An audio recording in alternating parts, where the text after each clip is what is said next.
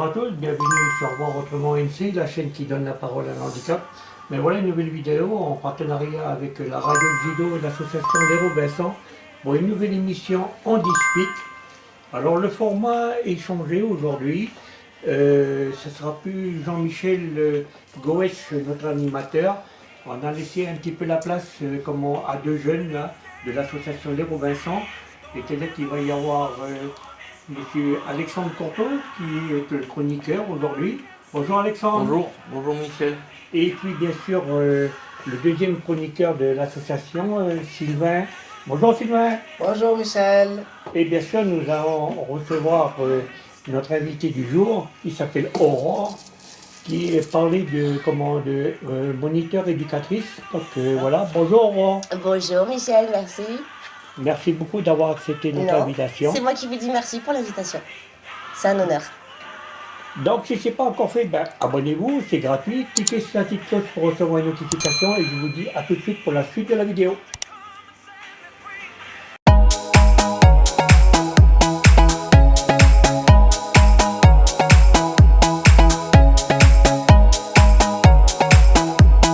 Bonjour à tous, bienvenue sur Handispic pour une nouvelle émission radio. Bonjour à nos militaires coutumières, bonjour à tous ceux qui nous écoutent, bonjour aux personnes en situation de handicap qui sont dans les hôpitaux. J'espère que tout le monde va bien, que tout se passe très bien et que voilà, nous sommes aujourd'hui sur un nouveau thème sur Handispic. Bonjour à tous ceux qui sont autour de la table. Bonjour à notre ami Michel qui nous fait l'honneur de nous filmer chaque mois. Bonjour à Sylvain. Bonjour. Notre deuxième co-animateur qui va nous aider et jouer un peu de musique pour nous. Oui. Histoire de mettre un peu l'ambiance. Oui. Nous recevons Aurore aujourd'hui qui va nous présenter le métier de moniteur éducateur. Bonjour Alex. Bonjour Aurore. Bonjour. Je te laisse du coup, première question c'est du coup présente-toi. Alors, moi je m'appelle Aurore, donc j'ai eu 40 ans, donc maintenant ça va bientôt faire un peu plus d'une dizaine d'années que je suis moniteur éducateur.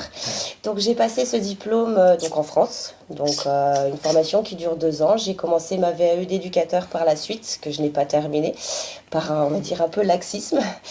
Donc voilà, donc c'est un métier que j'exerce depuis un peu plus de 10 ans et que j'ai intervenu dans plusieurs structures. Voilà. Et que dire d'autre que j'ai cette chance de travailler dans ce métier-là, parce que c'est quelque chose qui n'est pas donné à tout le monde et c'est pas une opportunité qui est offerte à tous. Et justement, qu'est-ce qui a pu te faire choisir ce type de métier? Alors, je me suis orientée sur ce type de métier parce que, mon parcours professionnel est un peu particulier. J'ai commencé à travailler à l'âge de 13 ans, donc j'étais vendeuse en boulangerie-pâtisserie. Donc après, j'ai évolué en tant que manager. Après, à la suite de ça, je suis partie dans le milieu de l'hôtellerie, qui n'a rien à voir. Donc pareil, directrice adjointe en hôtellerie.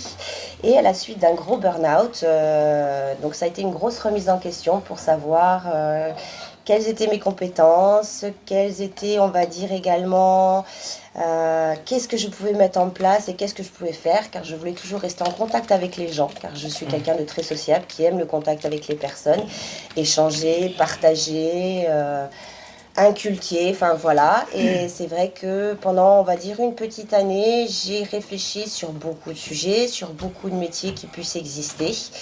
Et en faisant des tests, en rencontrant également beaucoup d'éducateurs, j'ai décidé de m'orienter sur cette voie-là. Il faut dire que j'ai eu un petit déclic également étant jeune, à l'époque où j'étais adolescente, parce que j'avais donc une famille, des amis de mes parents, qui avaient une petite fille qui était en situation de handicap. Et j'étais quelqu'un qui était très curieuse en fait, dans le sens de qu'est-ce qu'on peut faire, comment on peut l'aider, comment je peux jouer avec elle, comment je peux communiquer également. Donc je pense que cette petit déclic a commencé très jeune. Et à la suite de tout ça, donc après avoir fait des tests, fait des évaluations, je me suis orientée dans ce milieu-là et j'en suis pas mécontente, bien au contraire. Et c'était quoi son handicap à cette Alors, je me demoiselle? rappelle elle était en fauteuil. C'était une personne qui n'était pas en capacité de parler. Ah. Après, la maladie, la pathologie qu'elle avait exactement, je ne pourrais pas vous redire, je ne me rappelle pas. Ça remonte à trop longtemps. Et malheureusement, à ce jour, paix à son âme, cette petite fille, maintenant, qui a encore été une jeune fille, est décédée.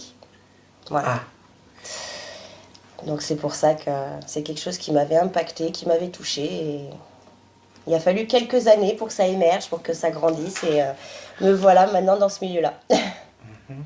Et du coup, dans quelle structure, entre guillemets, as-tu déjà travaillé? Enfin, tu vas pas, Avec quel type de tu vas public pas me j'ai faire pu... tout ton CV, mais voilà.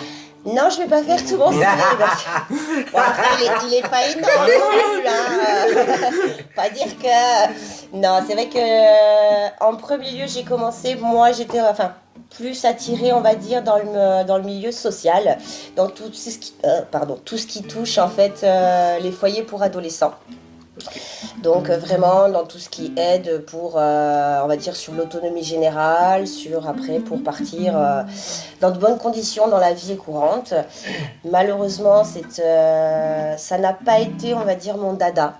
Ça n'a pas été une partie que j'ai beaucoup appréciée. Je l'ai fait, j'ai appris beaucoup de choses, mais je me suis rendu compte que ce n'était pas fait pour moi. Après, c'est l'avantage que nous avons dans ce métier-là, c'est que nous avons la possibilité de travailler avec divers publics et de pouvoir s'orienter sur le public avec lequel on se sent le mieux et dans lequel on peut le plus évoluer et vous aider également à évoluer et à avancer. Et du coup, j'ai mis pendant 1 an et demi en foyer pour ados et après je suis repartie donc, dans le milieu de handicap et je n'en suis jamais partie depuis. Ah, Voilà. Quelle belle histoire. Ah, t'as bien vu. Bon, on n'en fera pas un livre, encore moins un conte. Hein. Pourquoi pas? Ouais, je pense qu'il y a mieux à raconter quand même. Selon toi, quelles sont, entre guillemets, les forces et les faiblesses pour travailler dans ce métier-là? Alors, on va commencer par les forces. Alors, pour travailler dans ce métier-là, déjà, il faut avoir, comment dire, un bon mental, de bonnes épaules. Et surtout, être quelqu'un d'empathe, quelqu'un qui aime partager, qui aime passer du temps et qui va outrepasser, en fait, parce que nous restons des humains malgré tout, même si on vous accompagne, c'est outrepasser, nous, nos mal-être, quand nous allons pas bien ou des choses comme ça, parce qu'on est là pour vous, on est là pour vous apporter de la joie, de la bonne humeur, vous apporter plein de choses sur la vie au quotidien. Donc on n'a pas en fait à vous transmettre, nous, ce qu'on peut avoir, nos valises, ce qui ne va pas. Donc voilà. Donc c'est vrai que pour ce métier-là, il faut quand même avoir un sacré caractère, il faut avoir les épaules bien ancrées. Il faut surtout ne pas avoir peur de ce milieu-là, parce que ça m'est déjà arrivé de travailler avec des personnes qui avaient peur du milieu du handicap. Donc malheureusement, ça met des freins et ça empêche également de travailler correctement et de faire une bonne évolution pour le projet du résident. Donc voilà. Des liens en particulier avec les personnes en situation? J'ai pas entendu, excuse-moi. Des liens en particulier avec Alors, les qu'est-ce que personnes tu en situation? appelles par lien? Des liens, vous tissez des liens avec des personnes en situation? Alors oui, j'ai toujours actuellement, après ces nombreuses années, toujours des liens avec des jeunes que j'ai accompagnés en foyer. Qui sont très contents et moi ça me fait plus que plaisir de voir leur évolution professionnelle, qui sont très bien sortis. Par exemple, il y en a un que j'ai accompagné qui est actuellement, qui a fait Mister France, qui a été élu Mister France, un autre qui a très bien se réussi parcours professionnel, qui a monté sa société. Voilà. Et également d'autres résidents, bon là c'est dans le milieu du handicap que j'ai pu également accompagner, avec qui avant de partir en Nouvelle-Calédonie, on a travaillé sur ce projet, de leur faire découvrir la Calédo, à travers d'images, à travers de vidéos, de leur expliquer les coutumes, enfin plein de choses de comment ça se passait ici, à la différence de la France. Et c'est vrai que c'est un plaisir encore de pouvoir partager avec eux actuellement, via les réseaux sociaux, tout ce que je peux moi découvrir ici, connaître ici. Et pouvoir en fait partager ça avec eux et de voir cette joie qu'ils ont en fait d'apprendre C'est la soif de connaissances. Et ça fait combien de temps maintenant, à peu près? De quoi? Que j'ai toujours contact Tu avec eux? travailles avec les handicapés? Alors, exactement, on va dire à peu près 7 ans. Voilà. Sacré parcours quand même. Et après, quand je parle du handicap, c'est quelque chose qui pour moi est très large. Donc quand je parle du handicap, ça part du polyhandicap, du handicap, jusqu'en psychiatrie. J'ai également intervenu en psychiatrie. Oui. Parce que c'est un milieu que je voulais découvrir, je voulais connaître. Parce que très souvent, on ne le dit pas, on ne le sait pas, mais il peut avoir dans des structures, dans du handicap, des personnes qui ont des troubles psychiatriques. Donc il faut savoir, au lieu de forcément toujours mettre un traitement médical et on va dire faire une camisole chimique, il y a d'autres alternatives où on peut travailler avec eux, autre que par les médicaments. Donc c'est ça qui m'a permis également de découvrir d'autres alternatives de travail plutôt que forcément les shooter. Et tu peux nous en citer quelques exemples de méthodes? Là, c'est plutôt compliqué parce qu'en fait, toute méthode est, selon la un truc personne. simple, Et par exemple, j'ai eu le cas d'une résidente qui, elle, trouble psychiatrique, donc trouble de schizophrénie, qui pouvait très vite monter en pression, donc très vite pour un mot, pour quelque chose. Et c'est vrai qu'en créant déjà du lien avec cette personne-là, en écoutant cette personne et surtout en se rendant compte que la musique était quelque chose qui était très importante pour elle. Et qu'en travaillant en musique, tout se passait très bien. Et la musique est quelque chose de très important dans le handicap. Je confirme. Mais pour beaucoup de choses, que ce soit même pour faire une douche, que ce soit pour faire un soin, même certaines activités où on va constater qu'il y a une concentration de la personne qui est quand même plus importante que si on est dans un univers neutre, où il n'y a pas de musique réelle. Donc voilà, donc c'est quelque chose, moi qui suis curieuse et qui ai la chance d'avoir beaucoup de connaissances dans ce milieu-là au niveau des éducateurs. Et j'ai également beaucoup d'amis avec qui j'ai fait mes formations, qui sont partis à l'étranger et avec qui j'échange toujours. Et qui on s'apporte en fait mutuellement d'autres techniques de travail. On a testé ça, nous on travaille comme ça. Ah bah tiens, moi je pourrais peut-être essayer, ça peut marcher ici. Bah tiens, moi j'ai testé ça avec tel résident sur telle pathologie. Ah bah tiens, je vais... Et des fois, ça marche ou ça marche pas. Ça après, toute personne est différente. Oui, bien sûr. Voilà. Justement, entre guillemets, quelles sont pour toi tes plus grandes réussites, entre guillemets, en termes de... t'es pas obligé de tout citer, je dis ça comme ça, mais quelles sont tes plus grandes réussites en termes tes meilleurs projets, tes meilleurs accompagnements, en gros. Parce que... As-tu des bons souvenirs dans ce que tu as... Alors, j'ai que des bons souvenirs avec mes résidents. Ça, certes, il peut arriver des fois qu'il y a des... C'est pas forcément des mauvais. C'est que des fois, comme tout résident, on peut avoir une crise ou des choses comme ça, donc je garde pas ça comme un mauvais souvenir, bien au contraire. Ça reste la pathologie de la personne. Mais non, je garde que des très bons souvenirs en fait avec toute personne que j'ai pu rencontrer, avec qui j'ai pu travailler, que j'ai pu épauler et aider. Donc j'en ai pas un en particulier, mais bon après ça je peux prendre un exemple, par exemple Alexandre, qui ça me fait toujours plaisir de pouvoir l'accompagner, de l'aider dans son projet professionnel et de voir que ça avance petit à petit. Je suis présente, mais c'est lui qui fait le plus gros du travail. Il sait que s'il a besoin, voilà, je serai là, je l'aiderai, je l'épaulerai, je lui conseillerai, je lui donnerai des alternatives de travail. Mais moi, je reste sur l'optique que c'est à lui de travailler, c'est pour lui. Et que je fais de l'accompagnement et non de l'assistanat. Voilà.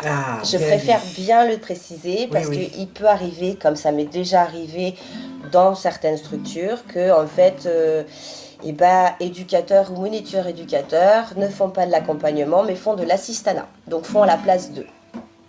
Et pour moi, c'est pas comme ça qu'on évolue. Voilà. C'est mon point de vue. Eh non, si je lui fais tout après, ça serait trop simple. Bien sûr. Ouais, c'est vrai que vu que tu as pris mon exemple, je rebondis un peu dessus. d'ailleurs de tous les côtés, malheureusement, Aurore, c'est une personne qui est top pour moi parce que elle reste proche du résident. Et je pense que c'est ça qui a dû. Je pense qu'il y a ça, il y a le fait de ma personnalité aussi. C'est vrai que je suis quelqu'un de... Comment dire? Comme j'ai toujours dit, je pense qu'Alex pourra le redire, quand on s'est rencontrés lors de ma venue sur une structure, j'ai toujours affirmé, toujours dit que je ne travaille pas pour une asso. Je travaille pour les résidents, parce que je suis là pour eux.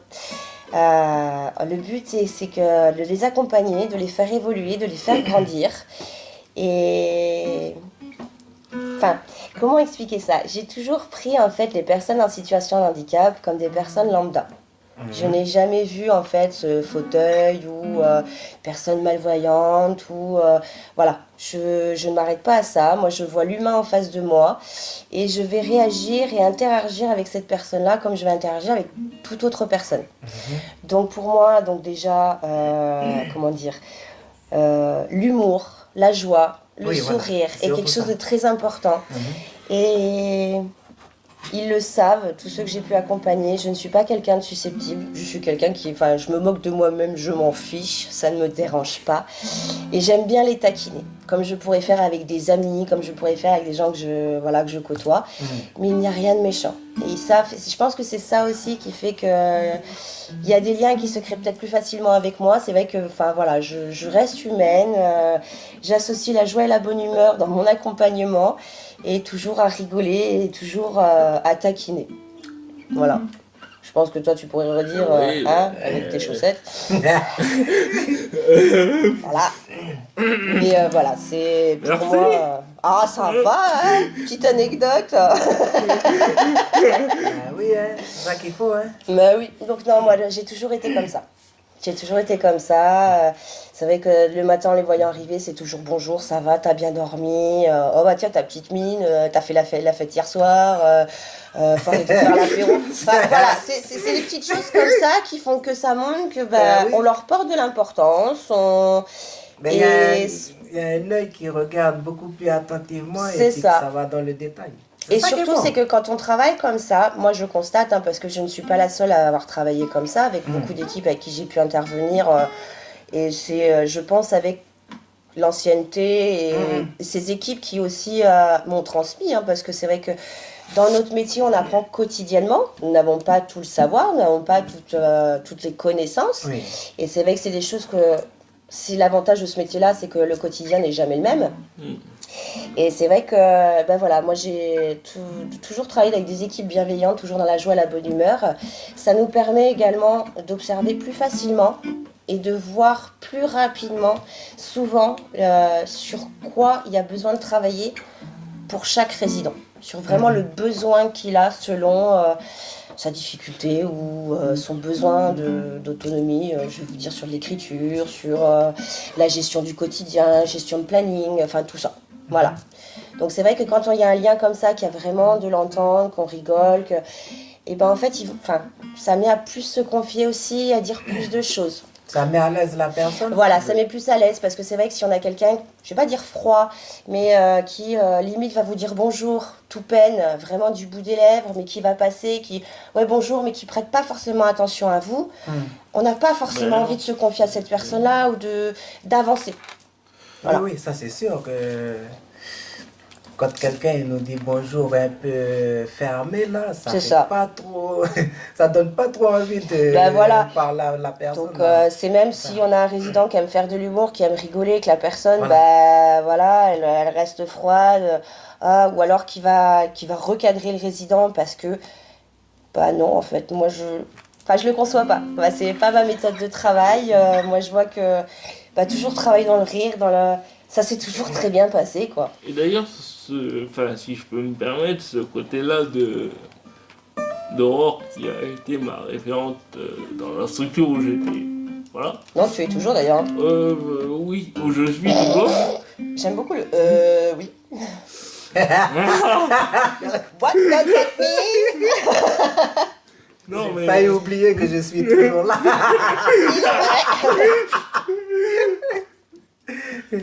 Non, mais Vas-y, oui, vas-y. c'était. En 15 jours, elle m'avait cerné. Ouais. En 15 jours, ouais. Ah ouais, quand Oui. même. On a beaucoup Parce parlé, que voilà, c'est vrai que, beaucoup enfin, échangé. on pense que... Enfin, après, chacun son point de vue, chacun sa méthode de travail, Oui, oui, bien sûr. chacun... Moi, c'est vrai que, enfin, dans, quand déjà, enfin, pendant ma formation et également, parce que durant notre formation, nous avons des stages qui durent quand même minimum 3 mois. Et tout chef de service, même l'équipe, nous explique qu'en fait, pour apprendre à connaître les résidents, que ce soit dans le milieu social, donc foyer pour ados ou pour enfants, ou également dans le milieu du handicap, pour beaucoup, ils vont arriver, ils vont prendre les dossiers pour connaître en fait les antécédents du résident, que ce soit la pathologie, la façon de... Alors que non. Certes, la pathologie peut être quelque chose qui peut être, oui, pertinent, qui peut nous servir, mais avant de se faire un avis, ou comme certains font des jugements sur les dossiers, il faut apprendre à connaître la personne. Et moi, j'ai toujours travaillé comme ça. C'est d'abord, je passe du temps avec mes résidents, mes référents, et après, quand j'ai le temps, je lis des dossiers. J'aime bien, quand j'ai le temps. Ah bah après, c'est compliqué. C'est vrai que selon les structures où tu es, selon le travail que tu as, selon pas mal de choses à gérer, il peut être compliqué de prendre un temps pour vraiment se mettre dans la lecture des dossiers. Parce que entre l'écriture de projet, l'écriture de tout ce qui est, on va dire, suivi de la journée, après tu prends également toutes les fiches de travail. Enfin, il y en a énormément. Des fois, on a malheureusement non plus pas trop le temps de faire nos propres projets. On les écrit à domicile, comme ça m'est déjà arrivé. Donc, c'est vrai que, bah voilà. C'est vrai qu'il y en a qui préfèrent, on va dire, se cacher dans un bureau et lire les dossiers plutôt que d'être sur le terrain avec les résidents. Il y a eu certaines évolutions qui ne sont pas... Après, il y a des évolutions qui prennent énormément de temps. Oui, oui, bien Des sûr. fois, il y a bien des sûr. petites choses, en 6 mois, ça va être... Mais petit point par petit point, après, ça peut faire énorme. Bien sûr. Voilà. Pour aller vite, il faut d'abord aller doucement. C'est Ça comme sert à qu'on rien dit. d'aller vite. Alexandre? Rien ne sort de courir, il faut vraiment attendre. C'est ça. C'est ça. Comment dire. Comme on dit, tout vient à point à qui sait attendre. C'est clair.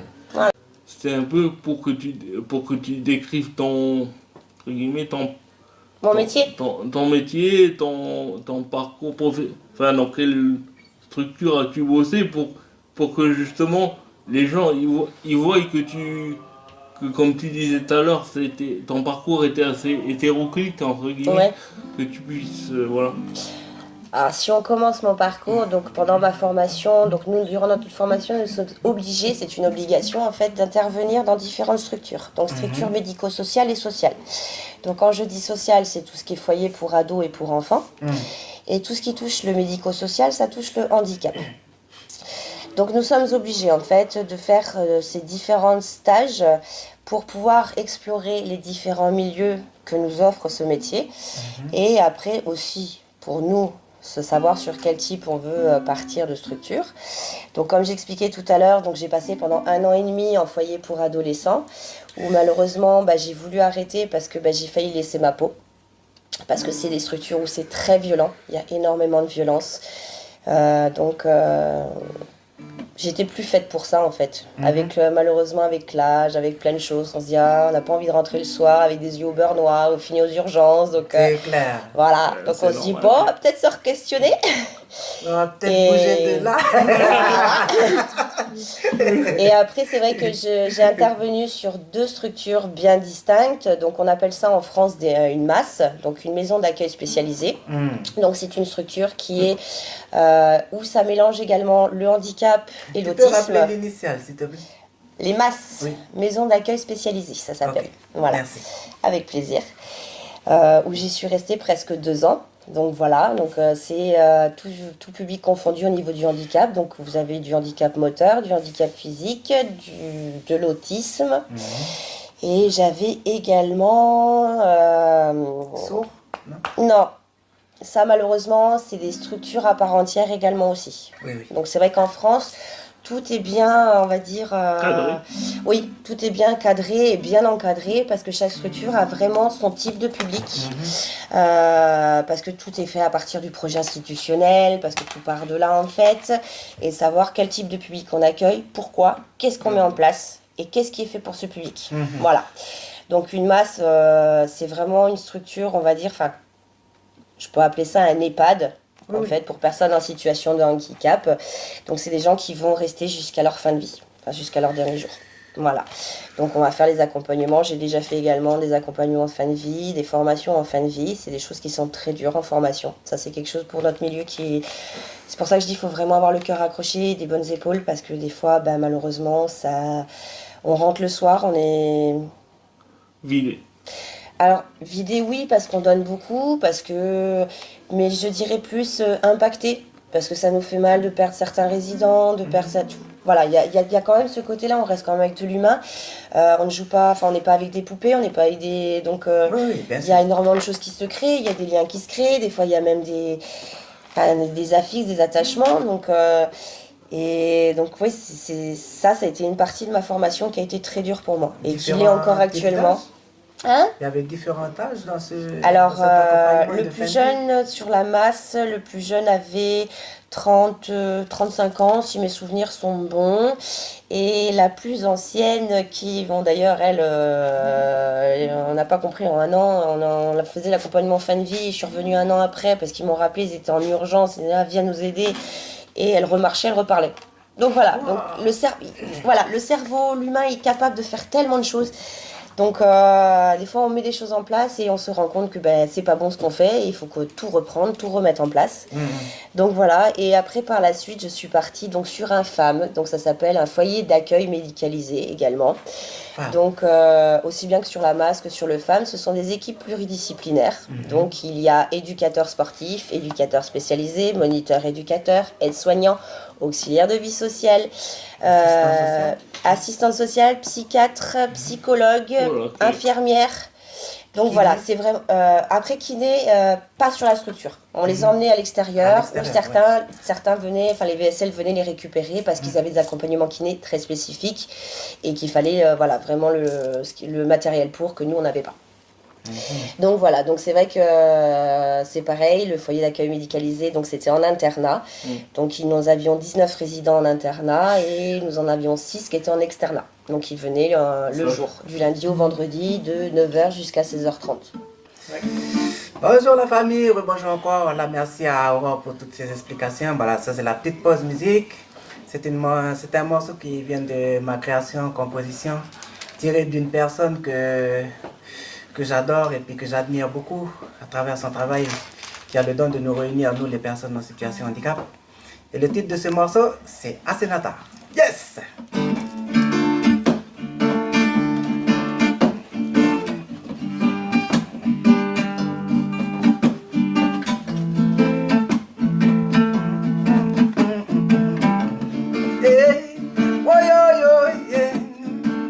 Et c'est ainsi qu'on en parlait pour exprimer nos qualités, nos sentiments et nos envies. Et on a encore qui n'ont pas compris. Besoin de toi pour avancer, d'évoluer dans la dignité, changer de regard une fois pour toutes. Que l'on soit égaux, oui, pour de bon, ouais. Changer toutes les mentalités. C'est le chemin vers l'unité. Un combat dans l'humanité. C'est pas compliqué, on peut y arriver. Toujours les mêmes qui vont se plaindre quand y a pas ci ou y a pas ça. Des caprices de rien du tout. Et c'est comme si c'était la fin du mois, non. Pendant que ceux qui ne parlent pas, qui se contentent de ça qu'il y a, c'est avec le sourire qui vont se lever, oui, chaque jour, ouais. Donner pour ceux qui en ont pas, c'est notre préférence.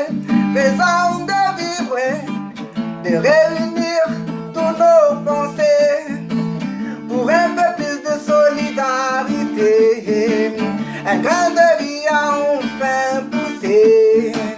Il porte le vie de tout un travail.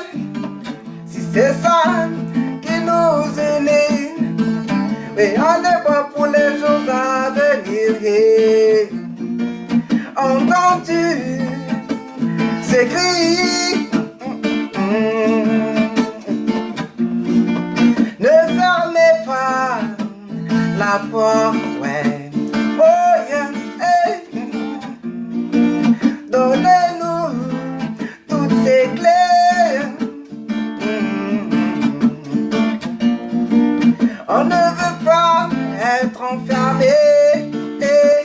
Oh, entends-tu ces cris? Ne fermez pas la porte. Donnez-nous toutes ces clés.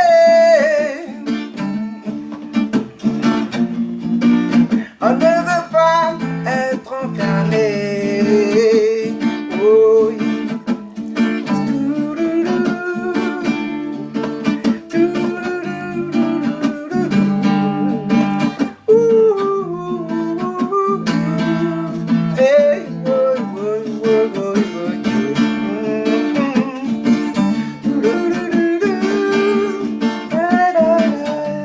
hey, yeah, yeah, yeah.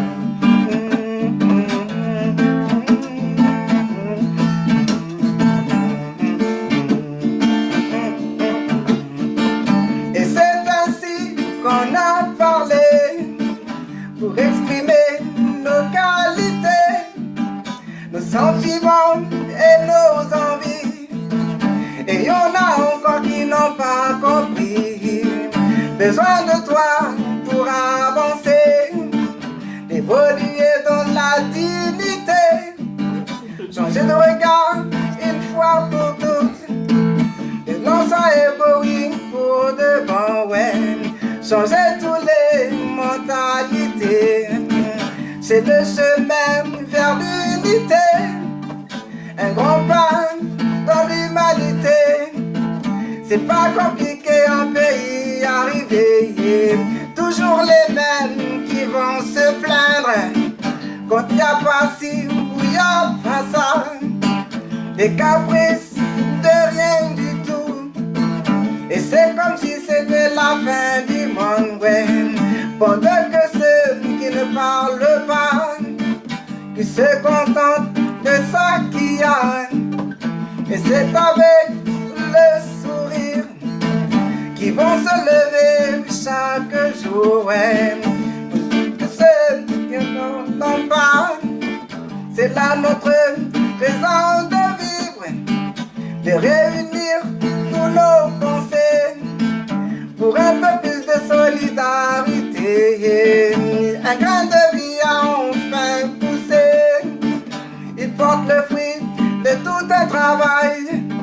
Si c'est ça qui nous unit, et on est bon pour les jours à venir. Entends-tu ces cris? Ne fermez pas la porte.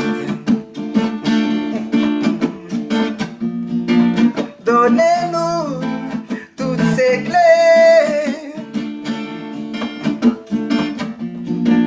On ne veut pas être enfermé. Oh, entends-tu ces cris? Ne fermez pas la porte. Donnez-nous toutes ces clés. On ne veut pas être enfermé. Oh,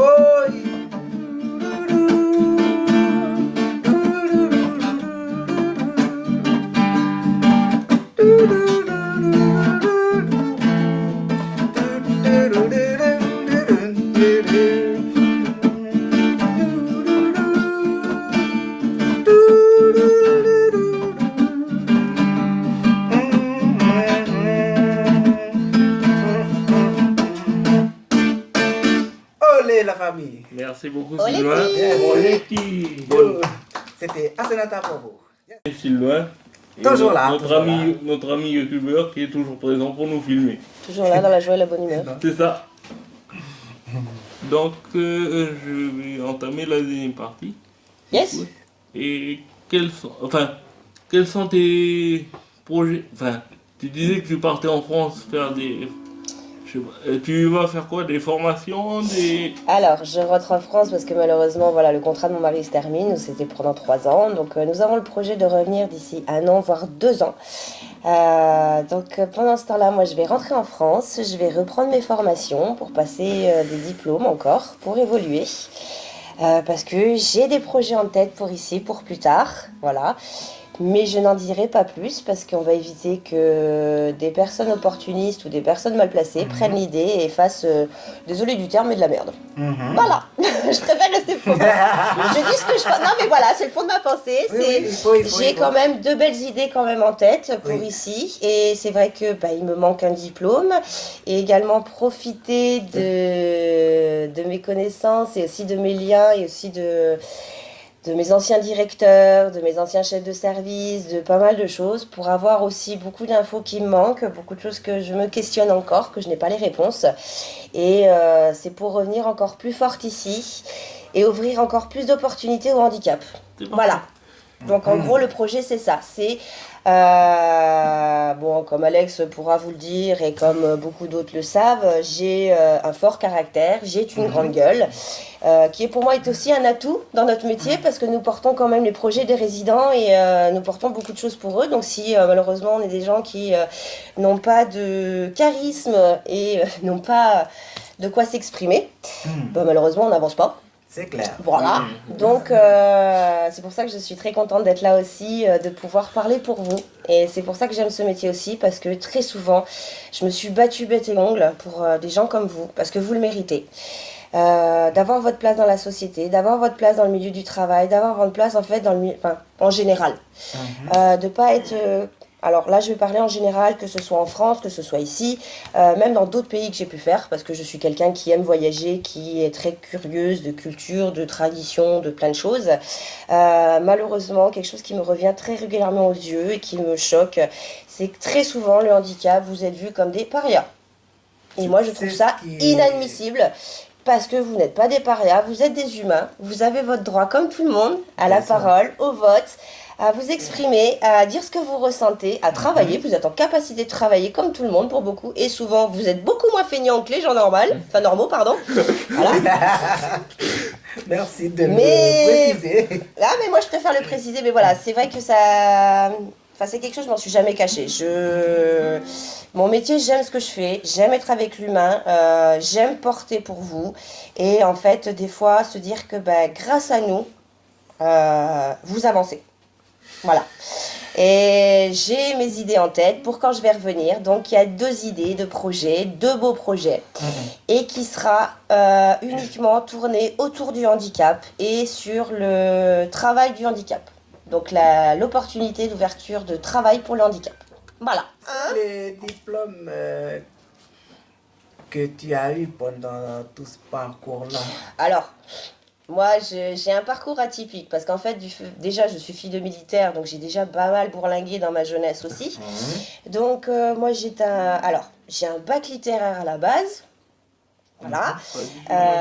En Angleterre, j'en ai profité pour passer des diplômes d'anglais. Donc, alors, le niveau, enfin pour faire l'équivalence en France, parce que ça s'appelle le proficiency, enfin voilà, c'est des termes particuliers en anglais. Donc ça équivaut à un DUG d'anglais. Donc je suis quelqu'un qui est bilingue en anglais, qui sait aussi bien s'exprimer à l'écrit que par l'oral. Et c'est des choses que j'avais également mis en place en structure pour certains résidents d'apprendre quelques petits mots, quelques petites choses, parce que avant de venir ici, donc nous étions dans le sud de la France et nous avons énormément de touristes et des étrangers, donc au moins qu'ils puissent dire bonjour, merci s'il vous plaît, voilà, les petites choses basiques mais qui leur faisaient énormément plaisir. Donc c'est un atout et c'est un plus, donc voilà, c'est rentrer en France, me former, avoir encore plus de bagages derrière moi, plus de connaissances, pour encore mieux vous les partager et mieux vous faire évoluer. Et entre guillemets, qu'on puisse plus rien te dire. Alors, Ça, c'est- on aura toujours des choses à redire. De toute façon, il y a toujours des gens qui sont envieux, qui ont toujours des choses à redire. Voilà. Donc, ces gens-là, de toute façon, je les laisse parler. Maintenant, moi, je sais le parcours que j'ai. Je sais l'implication, l'envie, la motivation aussi de travailler avec vous et de continuer avec vous pour donner le meilleur de moi-même et pour que vous voir, prendre votre envol, quoi. C'est ça le plus beau pour nous. C'est le plus beau de notre métier, c'est de vous voir prendre votre envol et voir votre autonomie, enfin plein de choses. Et moi, c'est arrivé dans ce parcours-là. De des quoi gens c'est arrivé dans ce Oui. parcours que des gens ils prennent leur envol et puis. Oui. Ah ouais. Oui, c'est déjà arrivé. Et ça, c'est le plus grand bonheur pour nous. Franchement, de voir que notre travail a payé, en fait. Se dire que tous les efforts qu'on a pu faire, qu'on s'est fatigué physiquement, mentalement, des fois qu'on a pris des coups aussi, parce que Oui, ça oui, peut oui, arriver bien sûr, que bien sûr. malheureusement, mais de voir, voilà, déjà cet épanouissement personnel et de voir que la personne, à la fin, elle vous remercie, elle vous dit, ah, mais c'est... Vous imaginez même pas. Le nombre de fois que j'ai pu pleurer. Ah, ben oui, hein. Il m'en faut peu encore parce que, voilà, moi, comme je dis, j'ai appris énormément avec vous. J'apprends encore tous les jours. Le plus gros que j'ai appris, le plus beau que j'ai appris, c'est en fait arrêter de se prendre la tête pour des broutilles. Oui, des trucs Voilà, qui servent à rien, parce que quoi. les gens qui sont là, ah mais il y a ça, ah mais ça va pas. Mais en fait, mais rends-toi compte qu'il y a des gens qui sont en situation de handicap, qui n'ont pas cette opportunité que toi, Et tu pas as. manger le pain, il n'y a pas de beurre, mais moi je le pain. Voilà, c'est ça. Donc, non, comme moi, mes parents me disaient, les gens qui se plaignent la gueule ouverte alors qu'ils ont tout, C'est il ferait clair. mieux d'aller voir ce qui se passe chez le voisin plutôt que C'est ça. voilà.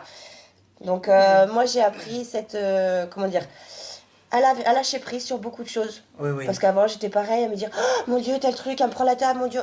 Maintenant, c'est, mais qu'est-ce que j'en ai à faire? En fait, c'est du matériel ou c'est du truc. Il y a des gens qui meurent de faim tous les jours. Il y a des gens qui, voilà, qui sont Ouais, pas ça, bien, c'est qui bien dit, physiquement, ça, c'est très...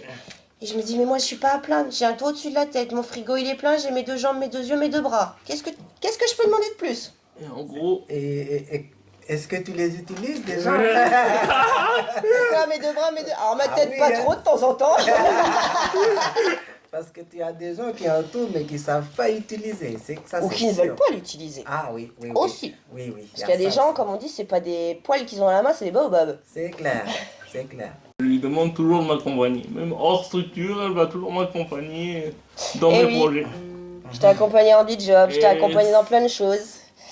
Et c'est ça, pour moi, la beauté de l'accompagnement, c'est qu'elle m'a accompagné partout. Bon, peut-être pas partout non plus, faut pas pousser. Non, mais partout. Attention à ce que tu te dis, Alexa. Non, mais partout, non. Arrête, fais gaffe, parce qu'après on va croire que limite je t'ai traumatisé. Donc non. Ah non, Et actuellement, c'est quel métier que tu fais dans la structure où tu es? Alors actuellement, je suis dans plus aucune structure. Ah, Voilà. Je passerai en fait de répondre à ce sujet-là, à cette question-là. ok. Je demande le droit de veto parce qu'on va éviter les choses qui fâchent. Donc non, je ne suis plus en structure, mais il est vrai que j'ai une ancienne collègue avec qui je travaillais qui est patentée maintenant sur le terrain, enfin sur la Calédo, qui m'a proposé de travailler avec elle, où je lui ai gentiment dit que pour l'instant non. C'était pas que je ne voulais pas, c'est que comme malheureusement dans une semaine et demie nous quittons le territoire. Donc j'avais à gérer le déménagement, tout ce qui était administratif. J'ai une petite fille de presque 2 ans. Donc j'ai dit bon, je vais prendre ce temps-là, je vais en profiter pour continuer à explorer la Calédo, prendre du temps avec mes anciens résidents qui veulent me voir encore, mes amis, et en profiter un maximum et me dire quand je reviendrai, je reprendrai mon métier. Ah ouais. Voilà. faire sa dernière chanson. Ah, Sylvain. c'est ça, c'est...